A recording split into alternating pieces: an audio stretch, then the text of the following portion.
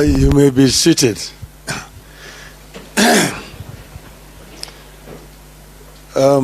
Honorable Ministers, the Special Envoy,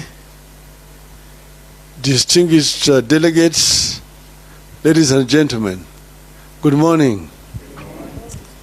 Yes, I want to say that I'm very delighted to have been invited to come here. But I don't know why I was invited. I think it's because, I'm a candidate for the AU chairmanship. And somebody just decided that probably this is a good platform for me to come and share with you people some of my ideas about this issue of climate change. But I'm happy to see an array of delegates who have come from different parts of the continent to our country, Kenya. As you know, they say that this is the cradle of mankind. They're saying that the oldest species of humanoid, the Turkana boy, is found here in Kenya. So I just want to say welcome back home.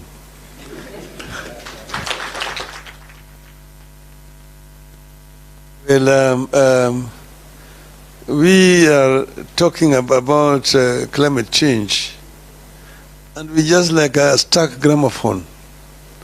We go down and round because it's the same language we speak year in, year out. But maybe that is a subject for later. For now, I just want to say that it's my pleasure to be part of this great and noble occasion where Africa sits with partners through the platform of African Green Climate Finances, designated National Authorities Network, to discuss climate change and how to respond through accelerated access to climate change, climate finance. We are here to exchange ideas on a common problem, the view to develop a common approach and a common solution. I take note that AFDAN has been established to enhance mobility of climate finance, make it more readily accessible to support Africa in enhancing adaptive capacity and building resilience of our people, both in the rural and urban setups through locally led solutions. I'm aware that AFDAN is already recognized by the Committee of African Heads of States and the government on climate change. This gives it the right leverage to undertake its role. Climate finance has been here with us, but access to the finances remains one of the biggest challenges in responding to climate change. I said that will sound like a stuck gramophone record. Because as you know, I was in COP15 in Copenhagen. I was in COP16 in Cancun in Mexico. I was in Maputo. I was in Paris.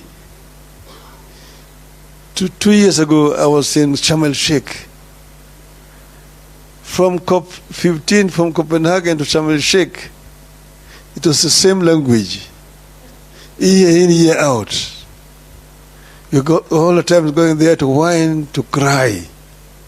This is why I was saying that we sound like a stuck gramophone record. The more the things change, the more they remain the same. The continent continues to face some areas of challenges associated with adverse climate change effects. Consequently, the vulnerable segments of our population, particularly the poor in both rural and urban communities, continue to bear the brunt of climate change. As already been said here, that Africa is a victim, not the offender, in this exercise. Africa's emissions is negligible compared to what we are going through globally. Yet you can see that today Africa lives between two twin disasters here. Floods and drought. Year in, year out. This year, this country suffered very severe floods. A lot of infrastructure destroyed. Many people displaced. Up to now, people are still suffering from the consequences of just recent floods. Down there, as we were going through floods here, down the south, there was the drought. They are going through a very severe drought in the south. And this happens across all the continent, year in, year out. So we are victims, yet the offenders themselves keep on using language. They come and use nice language, but that's all it is. The resolutions are passed, they just ignore. So we need to find a way of forcing implementation of resolutions which are passed. Which means that one such fundamental issue is the promise by the rich countries to play their part and help the countries that contribute the least in greenhouse gas emissions into adaptation. Because of the failure to translate the promises into reality, Africa as a continent still has challenges with access to some of the climate finance sources, such as the Green Climate Fund, Global Environment Facility, Least Developing Countries Fund, Adaptation Fund, Climate Investment Funds, as well as the bilateral and multilateral development partners, which are all well-established avenues for accessing climate finance. Consequently, Africa can only access 4% of the climate finances, which is way below the impactful finance. With the rapid urbanization of our continent and the development trajectory, Africa has an opportunity to chart its own pathways, which will ensure that African cities adapt to climate challenges. Because Africa is urbanizing fairly rapidly now. But urbanization is a global phenomenon. Even in Europe, urbanized. European society was also fairly rural. Through after the Industrial Revolution, that rural and urban migration started. And it was not forced. It came gradually.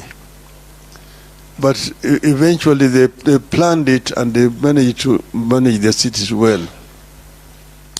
Here, at independence, new leadership in the continent was completely ignorant of what was going to happen. Immediately after independence in this country, there was rural-urban migration in the 60s. People were coming to the cities. But then the government at that time asked people to go back to land. There was an order by the head of state then that people go back to the land. Rudi mashambani in Swahili. Even songs were coined. Mzee kasema rudi mashambani hakuna kazi. Mzee kasema rudi mashambani hakuna kazi. People went back to the mashamba. They had nothing useful to do. Started again gradually coming back into the cities. But because the government believed that the order was going to be obeyed, there was no planning to respond to this rural-urban migration. People coming up and started putting up temporary shelters to live in. These shelters eventually grew up and they are now christened informal settlements. Read slums. That is how slums begin to grow in most of our urban areas. Today, as we sit here, over 60% or the population you see on the streets there in Nairobi, those who are not Kenyans, live in slums today. Those are unplanned settlements where there are no sanitation, there are no roads, there's no electricity, there's no water. In some of those sanitation habitations, they could say there's no toilets. There's what they call the flying toilet. The flying toilet is somebody goes, relieves himself in a newspaper, then throws it away. If you are unfortunate to be passing by, that's what greets you. So these are some of the things that we need to deal with on the continent. This is how serious the situation is. As we host the 10th special session of the African Ministerial Conference on Environment, that's in Abidjan, the African Urban Forums at Addis Ababa, and the World Urban Forum in Cairo, all happening in the last part of this year, we are encouraged to focus our energy and priority on building resilience through key programs, notably financing locally led climate actions and building climate resilience of the urban poor. This will have great potential for both the rural and urban communities. Currently, cities account for about 75% of the world's energy consumption and are responsible for over 70% of the global greenhouse emissions. The way cities are planned, built, and managed is key to reducing carbon emissions and keeping global warming within the limits of 1.5 degrees Celsius as set by the Paris Agreement of 2015 on climate change. Efforts of city authorities must translate into better and sustainable urban environments that result in improved air quality, sustainable use of ecosystems, cleaner energy, reduction of overall energy consumption and greenhouse gas emission, and improved waste management. So in conclusion, ladies and gentlemen,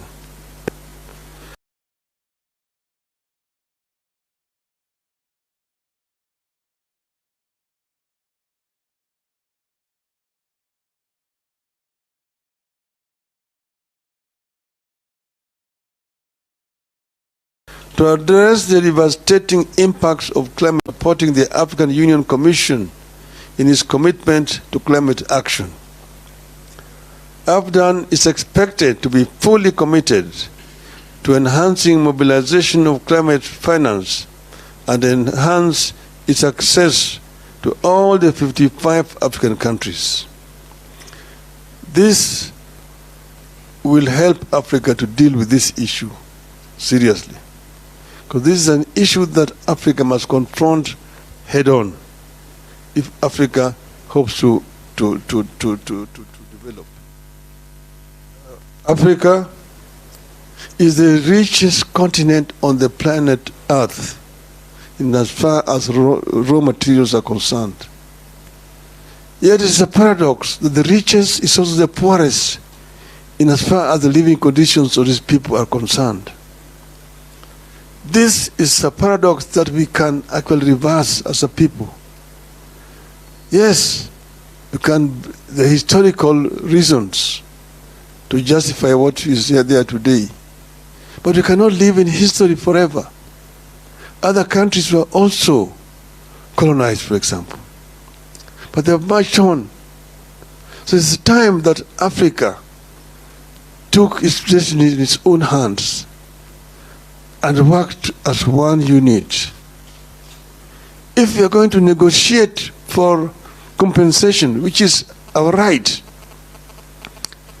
because Africa, for example, has got also one of the biggest carbon sinks in the world, the second largest after Amazon, the Congo forest. So Africa needs to be compensated. But if we go as Kenya, We go as DRC, Nigeria, Guinea, Senegal, Egypt, Algeria, South Africa. Then we're not listening to you. They keep on taking you round and round and round. I've told you because I've told you I've been to these international conferences, these COP conferences. The resolutions are being passed. You can talk until your voice is hoarse. But after that, people pack up and go. Heads of state jump or come in on jets, land and quick there to go and make speeches. Making speeches back on the jet and go back. They wait for the next other conference next year. So the people who are just doing those conferences, they move from one conference to another conference. Each year they take 2 months or 3 months camping in those conferences. But nothing concrete comes out of them.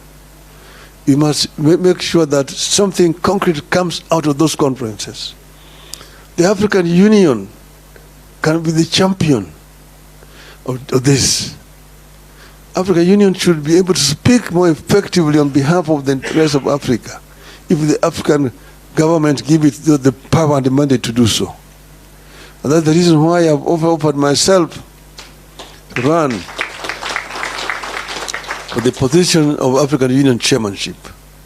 I hope that I will be able to use that position effectively to represent Africa, to make sure that Africa claims this century. I have finished by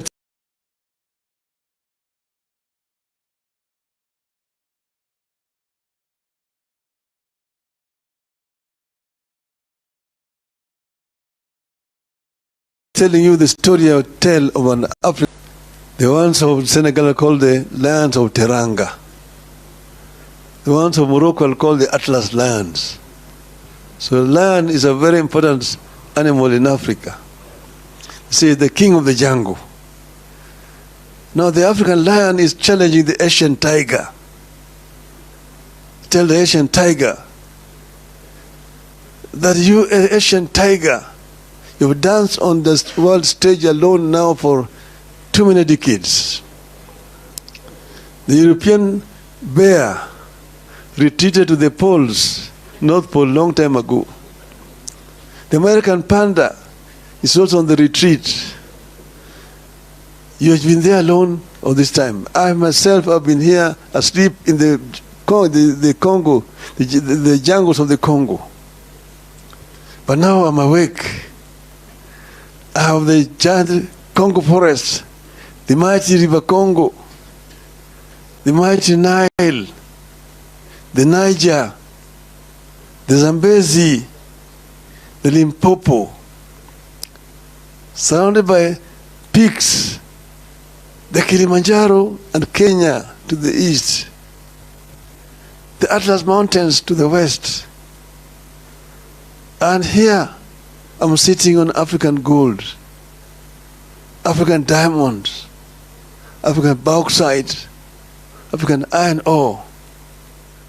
And I'm going to turn all this, and African oil, I'm going to turn all this wealth, these raw materials into wealth, and claim the 20th century as truly an African century. End of the message of African land. Thank you very much, ladies and gentlemen.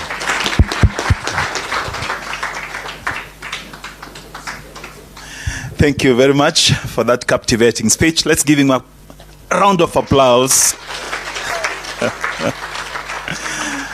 Thank you. Let's take our seats, please. You know, the Prime Minister's challenge us as we head to the conference of the parties in Azerbaijan a couple of days after the much-awaited US elections. We must do things different. And I know the local lion in the world of environment, the CS Aden Duale, is going to fit in the shoes of the man he mentioned in his speech, John Michuki. A short story of John Michuki. He was one of the oldest politicians in Kenya. And when he joined government, in every ministry he worked, he left an indelible mark. In the Environment Ministry, he is the first minister who dared to do what other ministers never did: clean up River Nairobi. And as CS Aden Duale said, he's going to clean it up and protect it. In the transport sector, he transformed it, the public transport. The order we see on the roads today is because of the late Michuki. May he rest in peace. I'm going to ask you to acknowledge the speeches in a different way. Just like our Prime Minister said, we have to do things different. First, we have to acknowledge the speech by our CS, Lands, Urban Development, Public Works and Housing. Thank you, Honorable Alice Wahome, for your very incisive speech. A clap for her. Again, the Honorable Eden Duale, for your perspicacious speech on matters of environment and what you're going to do as you lead the delegation to COP29 in Azerbaijan. A clap for him. The Honorable John Mbadi, the newest kid on the block. McHugh is just 2 weeks old in his docket, and he has given us a very trenchant speech. A clap for him. And of course, the Right Honorable Raila Odinga, for his sharp-witted and rapier-like speech. Very incisive and well-informed. A clap for him.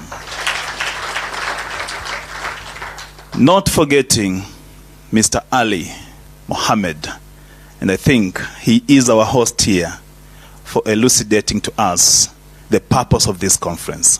A clap for him. And then for well thought out introductory remarks by Mr. Peter Odeng. Makofi kwake. Ladies and gentlemen, we are going to have a photo session before we break for tea. You know, we are Africans and Africa is our business. And tea is one of our core business again here in Africa. Nairobi is called as it is. And CS reminds me, you know, Nairobi, the word Nairobi is derived from the Maasai word Enkare Nairobi, meaning place of cool waters. You must enjoy your stay here. This is the, thank you. Okay.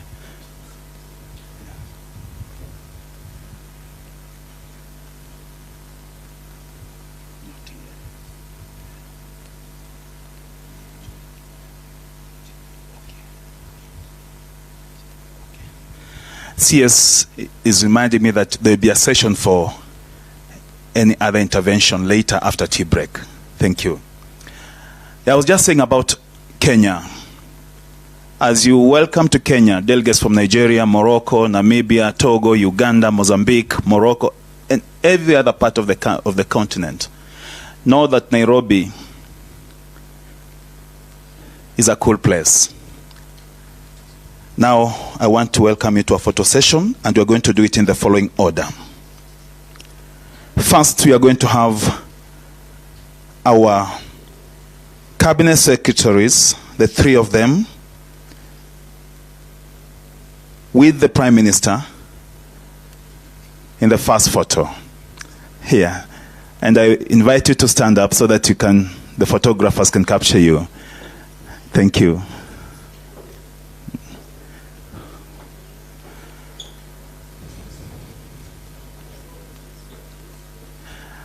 And then photographers, be mindful of the video cameraman behind you.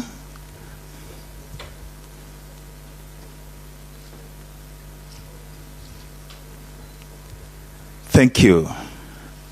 Thank you. Next, we have the PM, just as they're standing, plus the CSS, and the PS Kingdom of Eswatini, as well as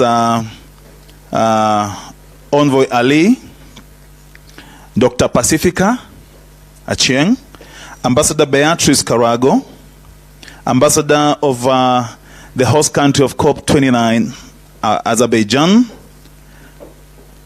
Envoy Mohammed Nbu.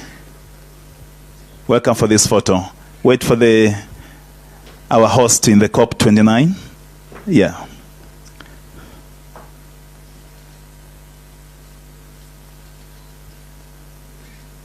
Thank you. Then the third one. Yes, take your seats, please. Just remain standing, Honorable CSS and the PM. We have the PM, CSS, and different country representatives. We have Namibia, we have Nigeria, we have Morocco, we have Uganda. I've seen Uganda has 2 representatives, Togo, Mozambique, Ghana. Yes. Namibia, please. Representative of Namibia. Uganda.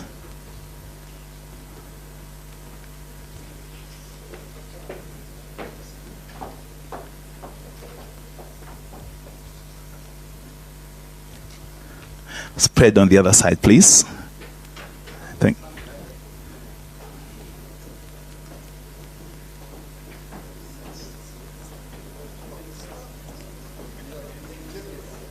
Ethiopia, yes.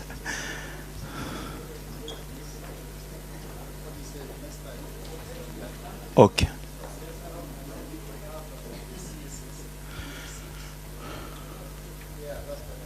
Yeah, I think that's in order. The PS and the PM and the CSS to sit, then the delegates will stand right behind them. Thank you.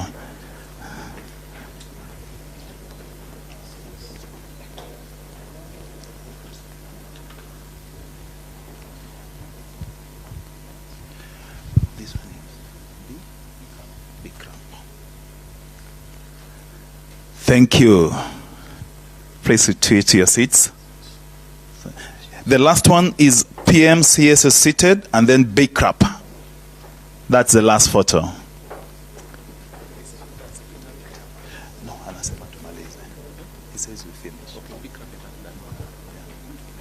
Big crap and African Secretariat combined. Let's take the shortest time possible, please. Yeah, this is the last one.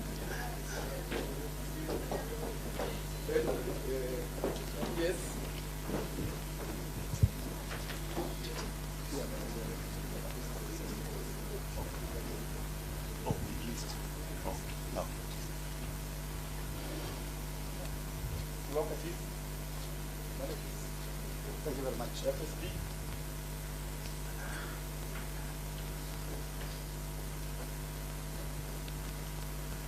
Asante. Thank you very much. Shukran. Let's take our seats, please. And then after this, we allow the Prime Minister and the Cabinet Secretaries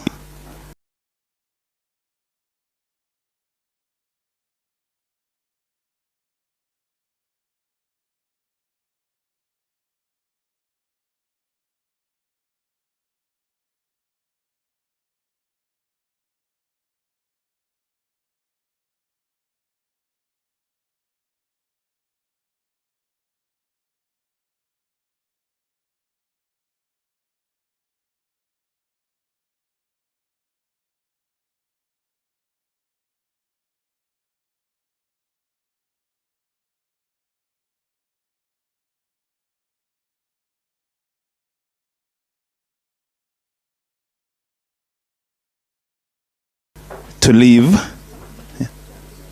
30 minutes. Let's enjoy the Kenyan tea. Thank you.